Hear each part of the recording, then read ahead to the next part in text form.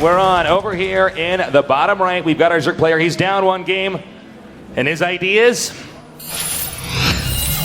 GSL HyuN.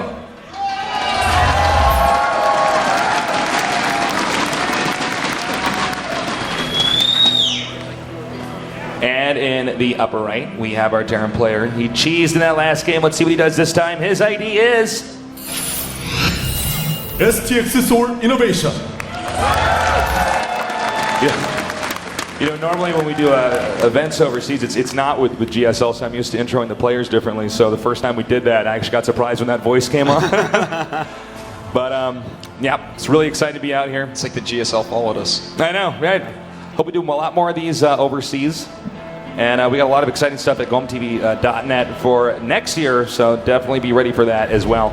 Okay, so let's talk about the positions here on the map. As you can see, Terran, okay, it's a big map. He's far away right, but it could be worse. Innovation could have been in the upper left.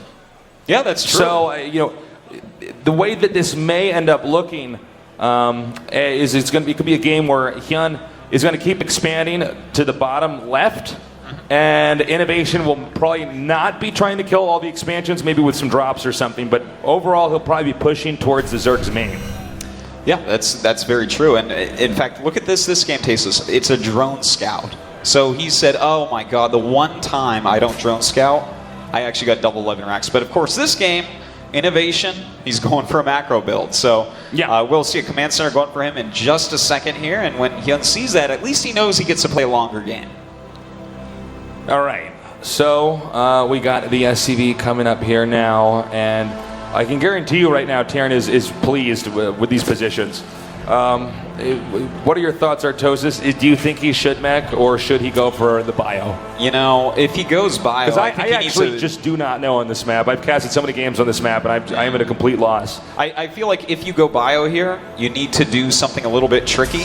Like, for instance, what HyuN did maybe a round or two ago, where he just rallied Marine Tank and just went for an attack, not even had any medevacs, just some sort of crazy two-base all-in with Marines. I feel like that might be best for him here. As you guys can see here, when Innovation wins his first set, so far he does not lose.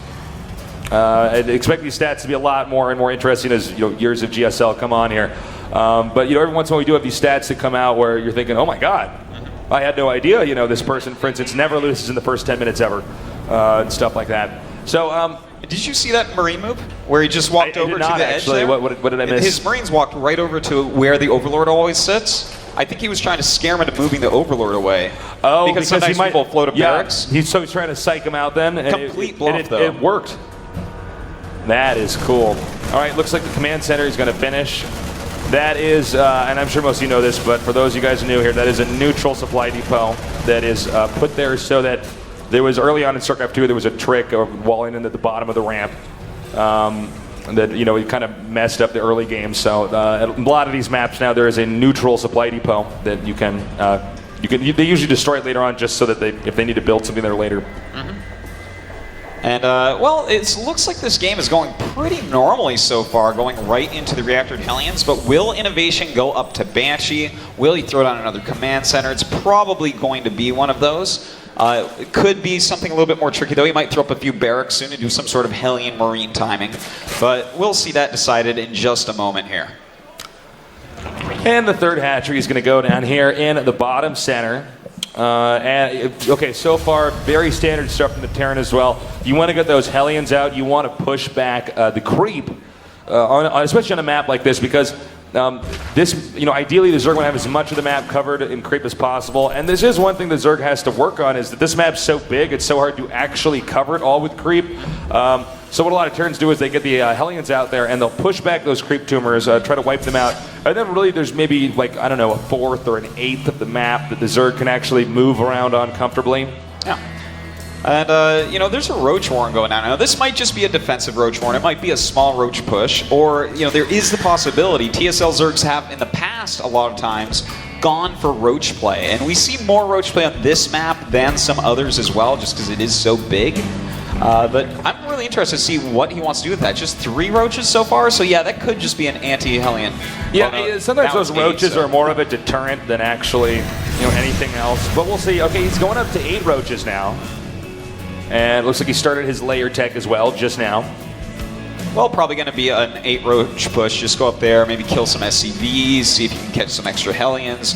Any damage you can get done. You know what's nice about this is that the Roaches will just straight up beat Hellions. The Hellions can avoid the Roaches, but then there's this problem where, you know, what is defending my base back at home? Going for 2 engineering base, that's not surprising because this is one of these maps that goes into the late game. So if you're going to be going into the late game no matter what, you might as well, you know, make sure you have all those upgrades ASAP. Yeah.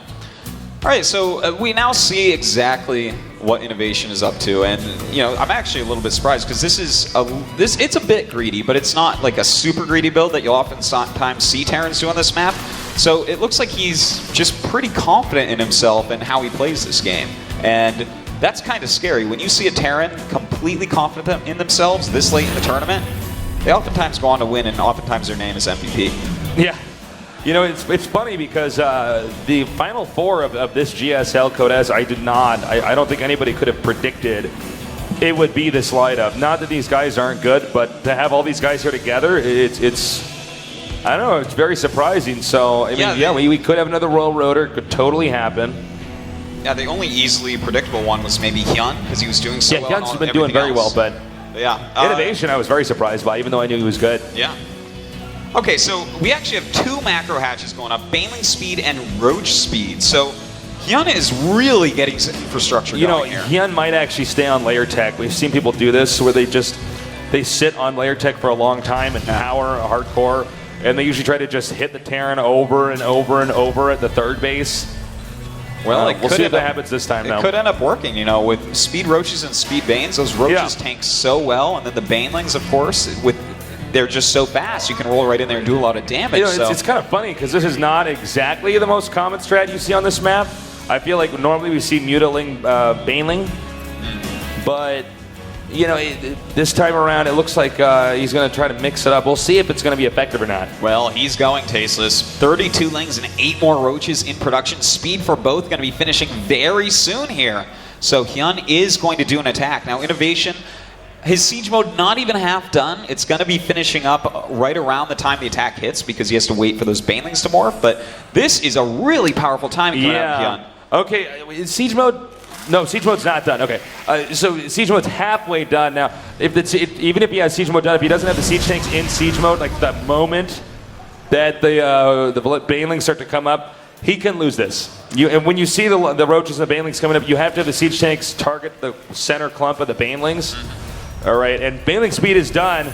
Oh, again, siege mode is moments away from completing here. If he goes in now, this could be effective. Oh, the Baneling's having a hard time actually connecting, and there we go. He does get in. A nice split here by Innovation. The Roaches are in and starting to do damage, but...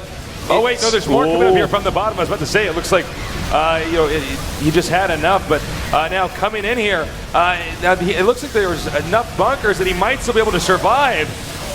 A lot of damage being done here to all the units. It looks like we're going to have Innovation survive for now. Oh, and nice, even blocking. He only killed 6 SCVs there, Tasteless. I can't believe, actually, there was even still a bunker remaining. Yeah. From that attack. That was a solid hold right there. You know, in fact, this Speedling attack here might end up doing more damage than we actually saw before, but really strong defense out of Innovation so far. Yeah, he is looking fantastic right now. The command center has been lifted at the third. The Innovation, he took somewhat of a beating, but remember, you know, the way Zerg work, how should I say this? If Zerg is making Roaches and Banelings, that means he's not making drones. So that was a stifle in his economic development, and I think he was going into that expecting to do a lot more damage, ideally make him lift off and give up a base. And looks like nice there, sniping the Queen and actually only losing one Marine.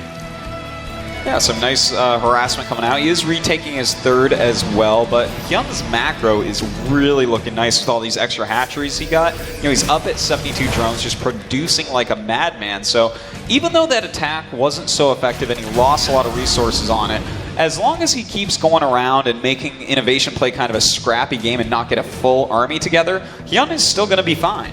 Yeah, absolutely. Well, it looks like the approach here for Innovation is very textbook, middle of the road, Terran versus Zerg, just medevac, Marine, siege tank with a few Marauders thrown in there because the Marauders can soak up a lot of the Baneling damage. But yeah. All right, so we have a lot of Infestors coming out right now. Good upgrades on the way. Look at that, 109 Lings out right now. So HyuN is going to be kind of all over the place. His group spread's looking okay, not as good as it could be, but good enough that he can defend his bases very quickly. And it looks like now the medevac is coming out there. Now you got to be careful. Look, normally medevac harassment's supposed to stop once Mutalisks come out, although we see people do it anyways. But you got to be careful because with Infestors out, he's got to be careful. That is very low. The Queen can get over there and snipe that. Oh, beautiful fungal growth in the center of the map. These Lings are going to clean up everything very quickly.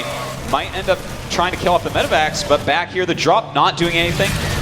Yeah, this is a great multi-pronged attack here from Innovation, but it looks like HyuN is beating back in the middle, and it's not clear that Innovation is going to have enough.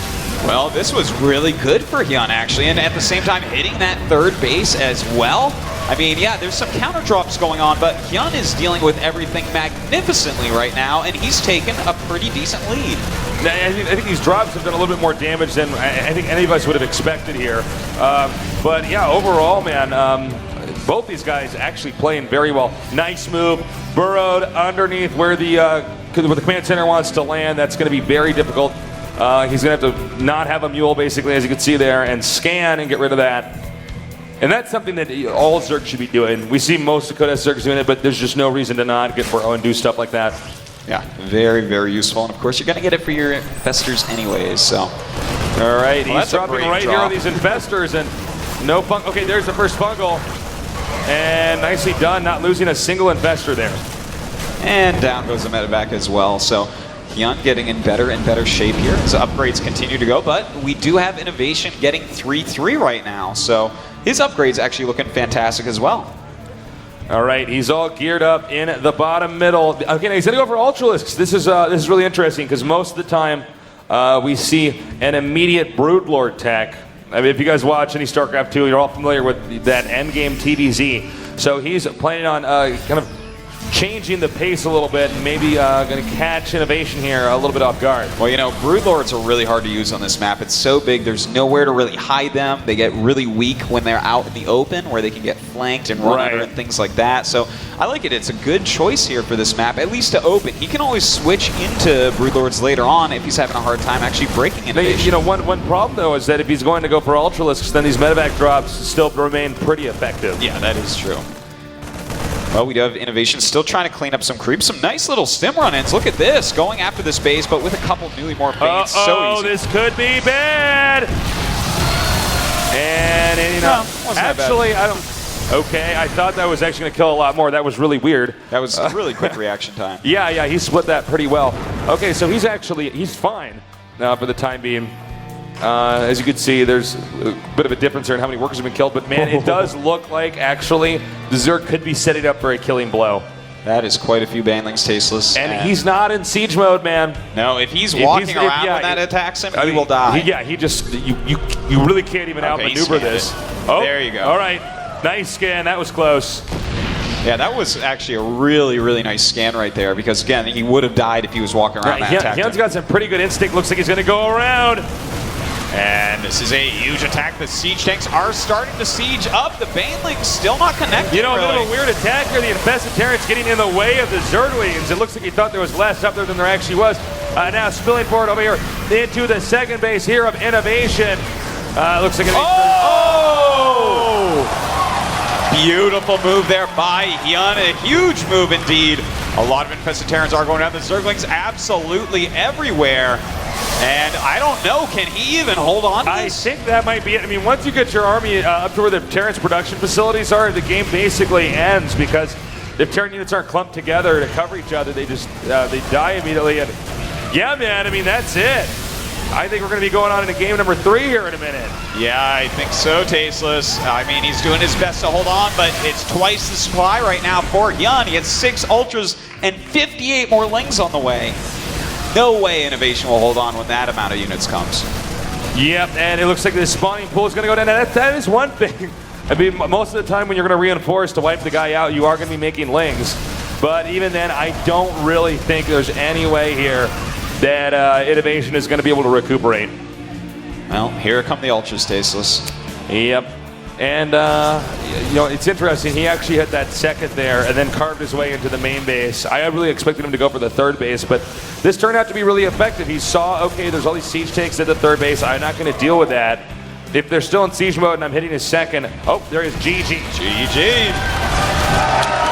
All right, it's an even match so far. We're at 1-1. And I gotta say, he looked a lot better. And let's remember, guys, game number 1 was cheese. It was a really, it was a smart build, and a win is a win. But I mean, when you put these two guys so far into a long, epic match, HyuN just looked superior, you know? Yeah, that was really good. But again, the map is pretty darn good for Zerg against Terran. It's such a huge map, and he played it in such a way to really utilize that. He got all sorts of speed upgrades very quickly. He ran around the map everywhere, did a lot of attacks in different places, and Innovation just couldn't hold on. So we'll have to see as we downsize the map a little bit. Yeah, I feel right now, okay, what's the Terran's game plan? He's saying, I got to get to map 4. I have to stay you know, into this, and then in map 4, map 5, that might be the moment where he's going to be able to recover. Yeah, that's a good point, but of course map 4 is Daybreak. Everyone likes Daybreak, but Zergs really like it. They pick it a lot of the time. Yeah, absolutely the case. Hi, nerds. How you guys doing? You having fun? A little shout out to Michael Marheim sitting there. Oh, yeah, there's Mike. Wouldn't have StarCraft without him. Yeah, man. We'd be working at Red Robin or something. So thank you for making such a great game. So yeah, man, I feel right now like HyuN, I think he has to win the next map. I would say so. If he loses on Belshir Vestige, that's a pretty tough thing to come back from, really. It really is. Yeah, he's going to want to win this map and then hopefully take Daybreak as well. Because if we do get to that 5th map, if Innovation just plays kind of a standard safe game that isn't too greedy, I feel like that could possibly be enough to just stop anything HyuN can do.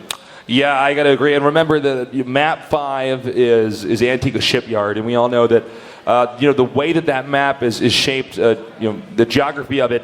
4th base, very hard to get. You either expand to the middle, which is tough, or you go ahead and you expand to one of the outer corners of the map. Then, you know, it's so far out that you get medevac dropped and stuff. So I know it's an interesting series so far, Artosis. Indeed it is. Well, you know, I want to know, how many of you guys actually watch GSL? Quite a few. Now, hold on.